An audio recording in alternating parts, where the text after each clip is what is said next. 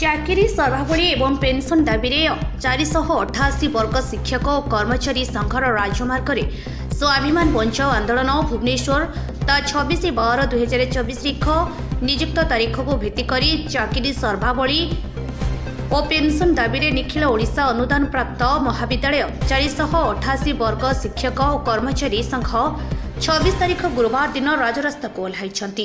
488 ବର୍ଗ ମହାବିଦ୍ୟାଳୟମାନଙ୍କରେ କାର୍ଯ୍ୟରତ 2009 ଗ୍ରାଣ୍ଟେନ୍ ଏଡ୍ ନିୟମ ଅନୁସାରେ ଅନୁଦାନ ପାଇଥିବା ଅଧ୍ୟାପକ ଓ କର୍ମଚାରୀମାନେ ସରକାରଙ୍କ ସମସ୍ତ ନିର୍ଦ୍ଦେଶାବଳୀକୁ ମାନି ଦୀର୍ଘ 25ରୁ 30 ବର୍ଷ କାର୍ଯ୍ୟ କଲା ପରେ ମଧ୍ୟ ଏପର୍ଯ୍ୟନ୍ତ ସରକାର ସେମାନଙ୍କ ପାଇଁ ଚାକିରି ସର୍ବାବଳୀ ତଥା ପେନ୍ସନ୍ ବ୍ୟବସ୍ଥା କରିନାହାନ୍ତି। ବାରମ୍ବାର ଦାବି ଏବଂ ଧାରଣା ଦେବା ସତ୍ତ୍ୱେ ମଧ୍ୟ ସରକାର କୁମ୍ଭକର୍ଣ୍ଣ ନିଦ୍ରାରେ ଶୋଇଛନ୍ତି।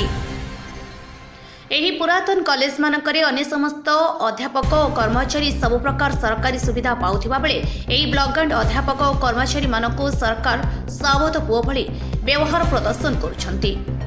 ପେନ୍ସନ୍ ବ୍ୟବସ୍ଥା ନଥିବାରୁ ଚାକିରି ଅବସର ଗ୍ରହଣ କଲା ପରେ ସେମାନଙ୍କର ଜୀବନ ଅତ୍ୟନ୍ତ ଦୁର୍ବିସହ ହୋଇପଡ଼ୁଛି। ବିଭିନ୍ନ ସମୟରେ ସରକାର ବାରମ୍ବାର ଏମାନଙ୍କୁ ମିଥ୍ୟା ପ୍ରତିଶ୍ରୁତି ଦେଇ ଆସିଛନ୍ତି। ନୂତନ ସରକାରଙ୍କ ସହ ଅନେକ ଥର ଆଲୋଚନା ହୋଇଥିଲେ ମଧ୍ୟ ଫଳାଫଳ ସମାନ ଅର୍ଥାତ୍ ଖାଲି ପ୍ରତିଶ୍ରୁତି ଦେଇ ଆଜି ପର୍ଯ୍ୟନ୍ତ କୌଣସି ସକାରାତ୍ମକ ପଦକ୍ଷେପ ନିଆଯାଇ ନାହିଁ। ଅପରପକ୍ଷରେ ଏକ ଅମୂଲତାନ୍ତ୍ରିକ ଚକ୍ରାନ୍ତର ଫଳସ୍ୱରୂପ 25ରୁ 30 ବର୍ଷର ଅଭିଜ୍ଞତା ଥିବା ବରିଷ୍ଠ ଅଧ୍ୟାପକ ଅଧ୍ୟାପିକାମାନଙ୍କୁ ଉପେକ୍ଷା କରି 2016 ମସିହାରେ ଏସ୍ଏସ୍ବି ଜରିଆରେ ମନୋନୀତ ହୋଇଥିବା ଅଧ୍ୟାପକମାନଙ୍କୁ ବରିଷ୍ଠ କରିବା ପାଇଁ ହୀନ ଉଦ୍ୟମ କରାଯାଉଛି।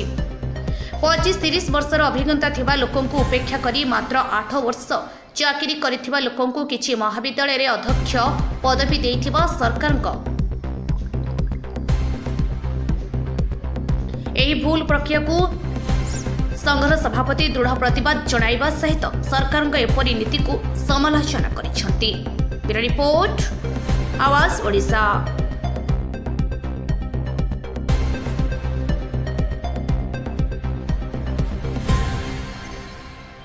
ମାନେ ଅଛନ୍ତି ସେମାନେ ପ୍ରମୋସନ୍ ପାଉନାହାନ୍ତି, ଅଧ୍ୟାପକମାନେ ପ୍ରମୋସନ୍ ପାଉନାହାନ୍ତି ଏବଂ ରିଟାୟାରମେଣ୍ଟ କଲା ପରେ କୌଣସି ପ୍ରକାର ସରକାରୀ ସୁବିଧା ମଧ୍ୟ ମିଳୁନାହିଁ, ପେନ୍ସନ୍ ମିଳୁନାହିଁ।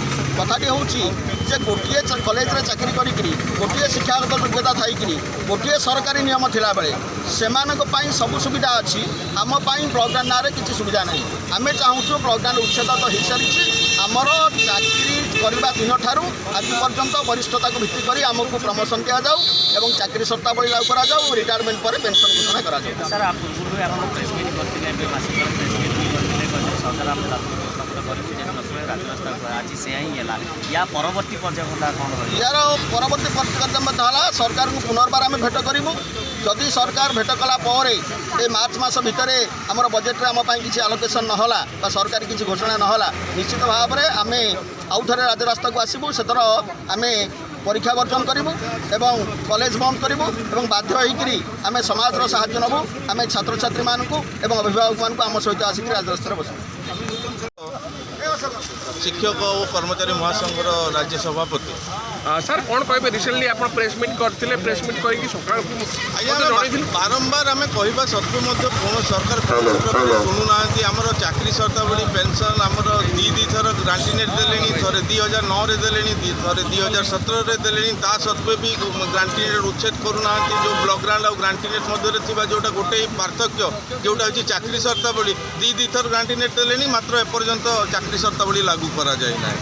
ତେଣୁକି ସରକାରଙ୍କୁ ଆମେ ବହୁତ ମାନେ ନେଉରା ହେଇକି କହିଛୁ, ଏବେ ବି ଅନୁରୋଧ କରୁଛୁ ଯେ ଶୀଘ୍ରରୁ ଅତି ଶୀଘ୍ର ଆମକୁ ଚାକିରି ସର୍ତ୍ତାବଳୀ ଲାଗୁ କରାଯାଉ, ପେନ୍ସନ୍ ଦିଆଯାଉ। ଆମର ପ୍ରତ୍ୟେକ ମାସ ଆମର ଅନେକ କର୍ମଚାରୀ ସବୁ ଆମ ମହାବିଦ୍ୟାଳୟମାନଙ୍କରେ ରିଟାୟାର୍ଡ କରୁଛନ୍ତି, ତାଙ୍କର ଯେଉଁ ଅବସ୍ଥା ଦେଖିବା ଭାରି ମୁସ୍କିଲ ହେଇଯାଉଛି, ଭାରି ଦୁର୍ବିଷହ ହେଇଯାଉଛି। ଏଣୁ ସରକାରଙ୍କୁ ଅନୁରୋଧ କରୁଛୁ ଶୀଘ୍ରରୁ ଅତି ଶୀଘ୍ର ଆମର ଏଇ ଚାକିରି ସର୍ତ୍ତାବଳୀ ଓ ପେନ୍ସନ୍ର ଦାବିଟାକୁ ପୂରଣ କରନ୍ତୁ। ଅନ୍ୟଥା ଆଗକୁ ପରୀକ୍ଷା ଆସୁଛି, ଭ୍ୟାଲୁଏସନ୍ ଆସୁଛି, ଆମେ ଅସହଯୋଗ କରିବା ପାଇଁ ବାଧ୍ୟ ହେବୁ ଆଉ ଆଗକୁ ଆନ୍ଦୋଳନ ଆମେ ଦୁର୍ବାର କରିବାକୁ ବାଧ୍ୟ ହେବୁ। ଆଜି କ'ଣ କରିବେ? ଆମେ ଆସିକି କଣ୍ଟିନ୍ୟୁଅସ୍ ଆଜି ଗୋଟେ ଦିନ ଆମେ ପ୍ରତୀକ ଭାବରେ ଆମେ ଏଠି ଆନ୍ଦୋଳନ କରୁଛେ।